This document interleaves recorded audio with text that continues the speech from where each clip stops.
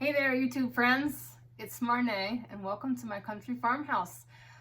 Today I wanted to talk to you a little bit about leaders and enders, and I had talked about these in the last quilt I had shown to you that was a graduation quilt for my nephew. And I am a scrapaholic. I am a junkie. And I thought maybe it would be creative of me if I could show you how I use up some of these scrap pieces. So first thing I want to start off with is I know a lot of people that, when you're sewing blocks or something and you have like these squares that you need to like sew diagonally. So I'm just going to show you a square here for a sample, and I'm going to put a 2.5-inch square in the corner. And usually how we sew it diagonally and then we cut the back part off. I want to show you how I use these little cutoffs.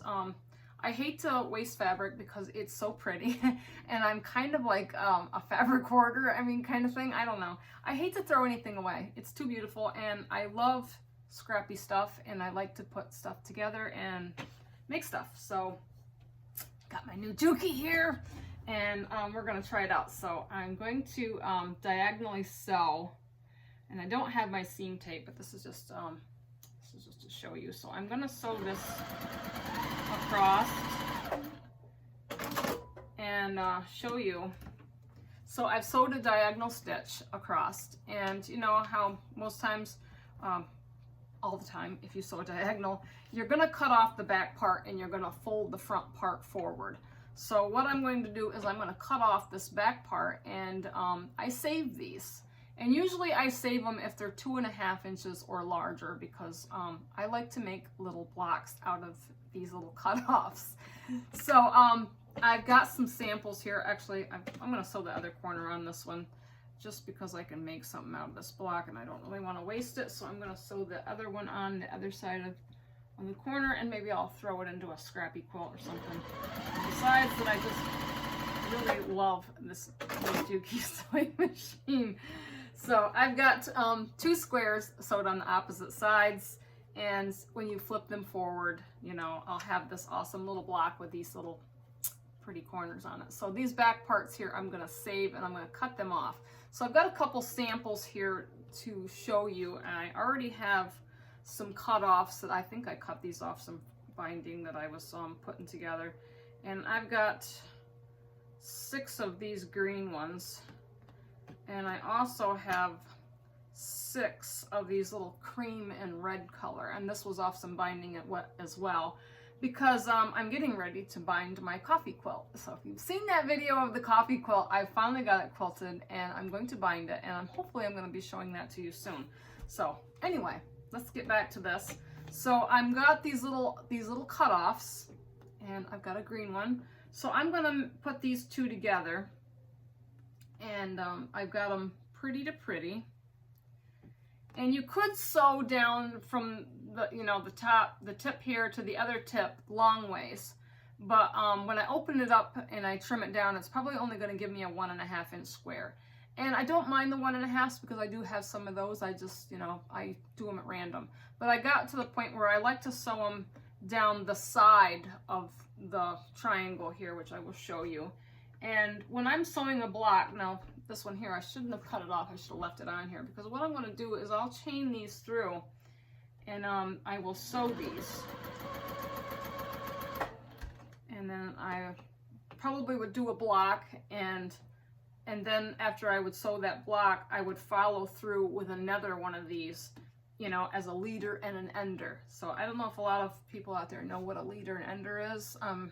I'm a learn as you go kind of girl, but I've learned this a long time ago, is to, these help save on thread. If you have thread tails on a regular machine, this one here doesn't leave me any thread tail, which is kind of great, but it does save thread, and it gives you a bonus project. So I'm just going to feed these through, and we'll get a bunch of these little triangles here. And these are just relaxing to do when I don't have anything to do, which is very rarely never. But sometimes when I get up in the morning, I don't feel like sewing, so I'll get a bunch of these out, because I'll put these in like a little box or something, and I'll just save them up. And then when I want something to do where I don't want to really sew something, I will take these and put them on my cutter and I will trim them up. These will trim up to 2-inch squares, and I have a whole bunch of them. I've been working on them this morning, and as I'm working on them, I thought, oh my God, this is a great way to show you all what to do with some little scrappy leftovers. And these can make an amazing project. They will make amazing blocks that you can put into quilts, like I did for Cole's. Fillers. Oop, I want to make sure. Another thing, when you're putting these together and you have your colors, now I have like this green and this cream color, I always keep the same color up. You know, pick one side and keep that up, especially if you want to put two opposite ones together, which I will show you.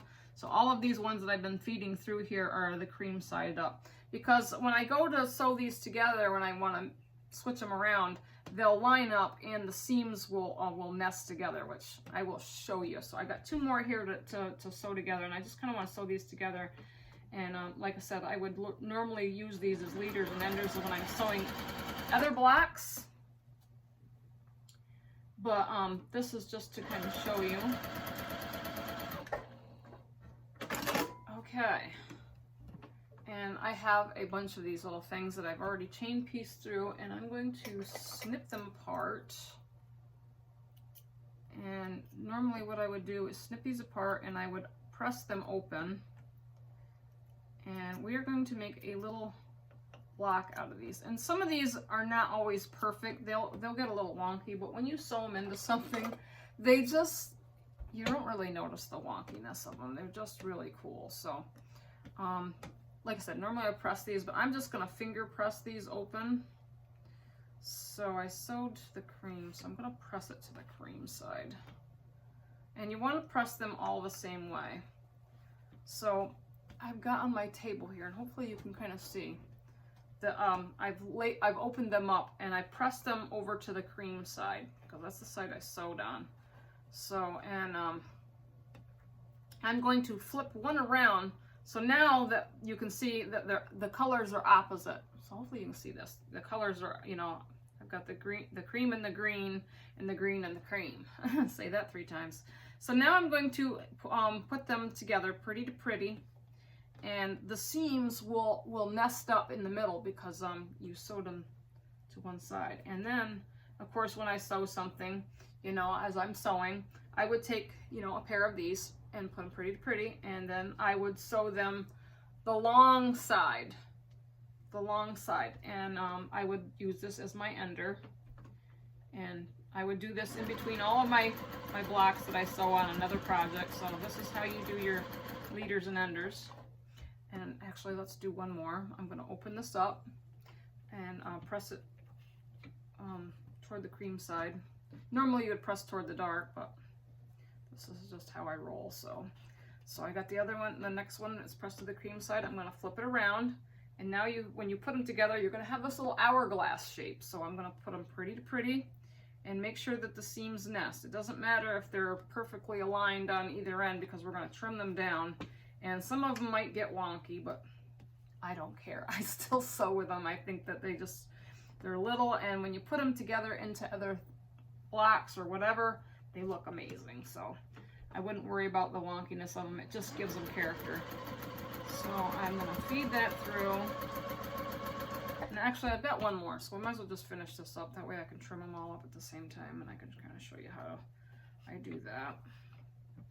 So these are what I do with these little corners, and I know a lot of people throw these away, but I have heard some people on video tutorials, you know, that they might save them. But I've not really seen anybody use these, and I don't really see I haven't seen anything out there about leaders and enders, but they might be. I haven't really looked, but I'm just showing you what I do. And if you're a scrapaholic like I am, this is for you. So, I've got 3 pieces here, and we're going to trim these apart. And I'm just gonna snip my threads. Like I said, this saves a lot of thread. And now, when you open these up, and I can press it to one side, and I would press these with my iron. Now we have like this little hourglass block. These are really fun, and I'm going to give you some ideas on what you can do with these. I have my iron all on, but I don't think it's heated up yet. I'm gonna move you over there. Hopefully I can get you positioned where you can see. I'm not sure. So bear with me. So this is what we got. This little hourglass block. And what I'm going to do is I'm going to press these down, and hopefully I can show you how I trim them. So let me see if I can move you down here to my ironing table. This is the ironing table on the end of my desk.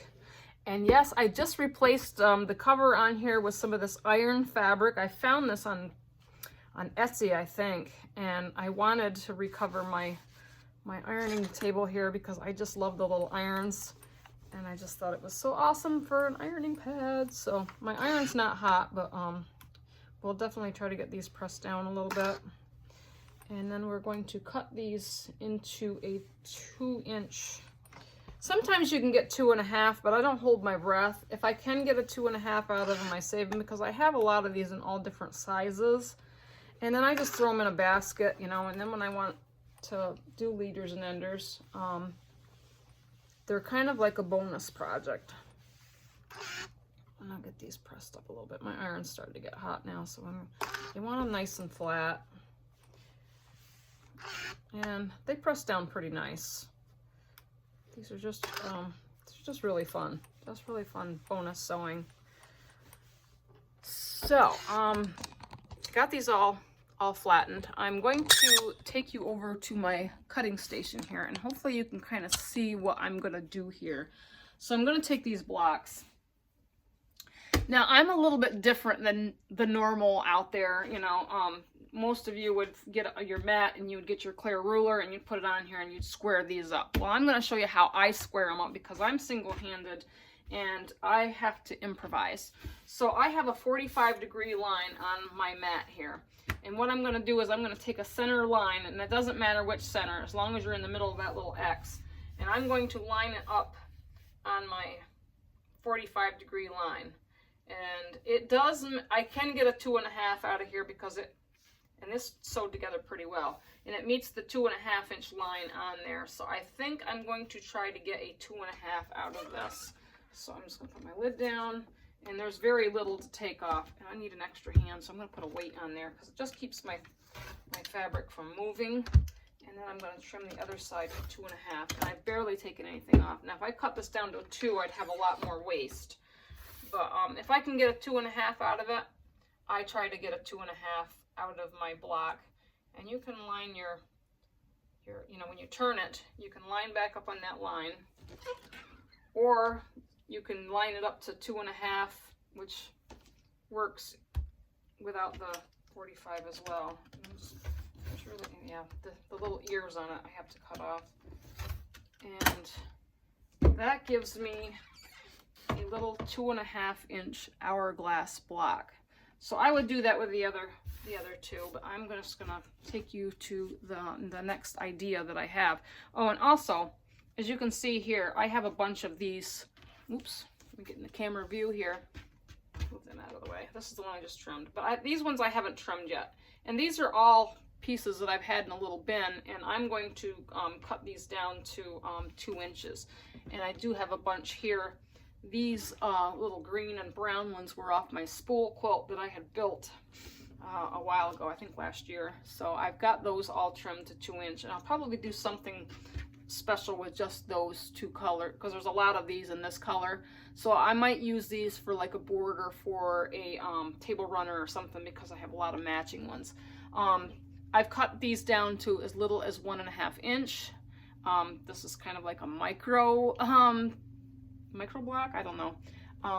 So I have a lot of 2-inch pieces. I have other pieces here that I haven't cut down yet that are just, I randomly sew stuff together and then I'll square it up. And like I said, you can use a lot of these for different quilting projects, table runners, scrappiness. Oh my gosh, you know, you name it.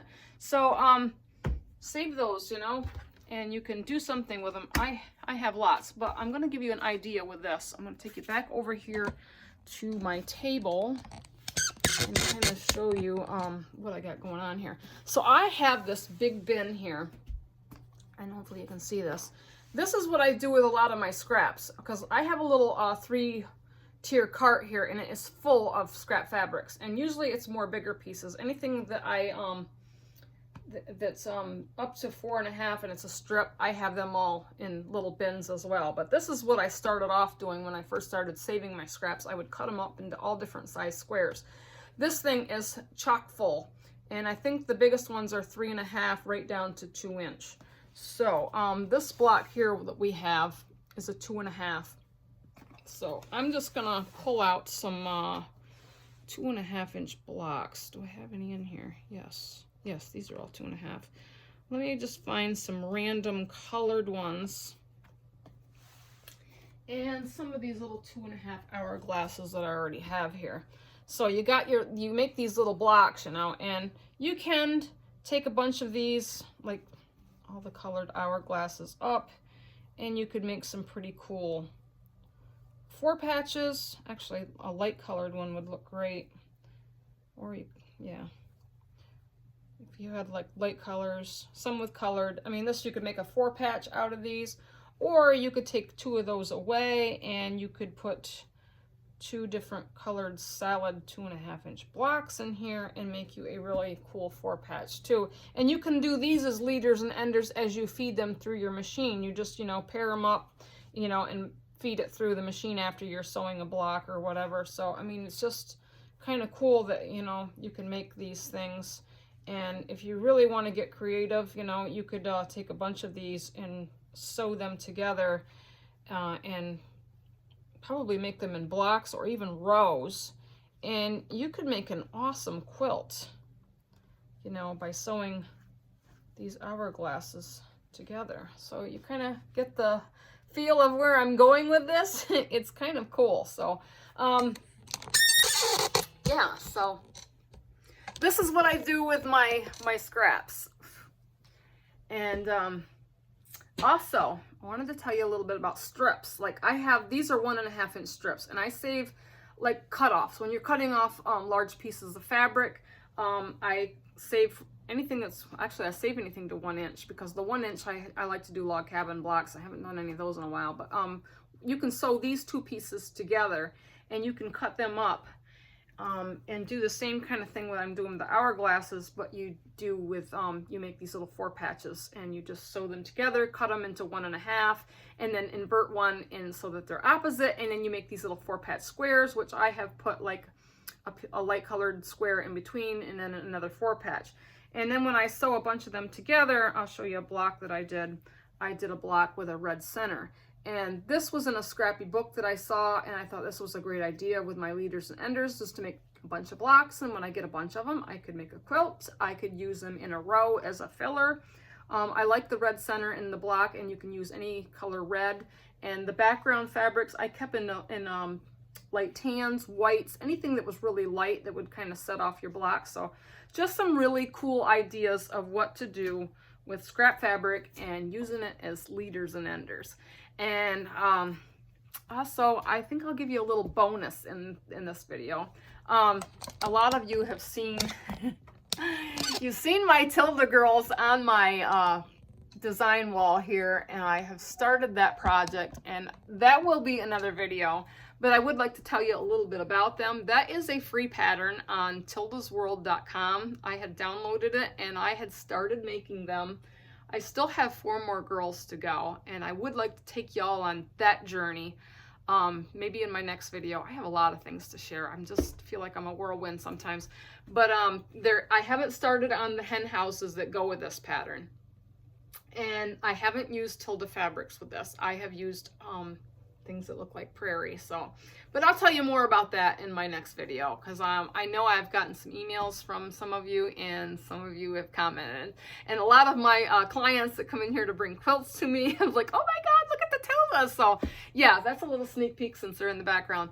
But anyway, I am going to get on with this and keep it short and sweet. And I hope you enjoy your scraps. Let me know your thoughts and get scrappy. All right, I will chat at you later. Don't forget to like and subscribe. See you soon.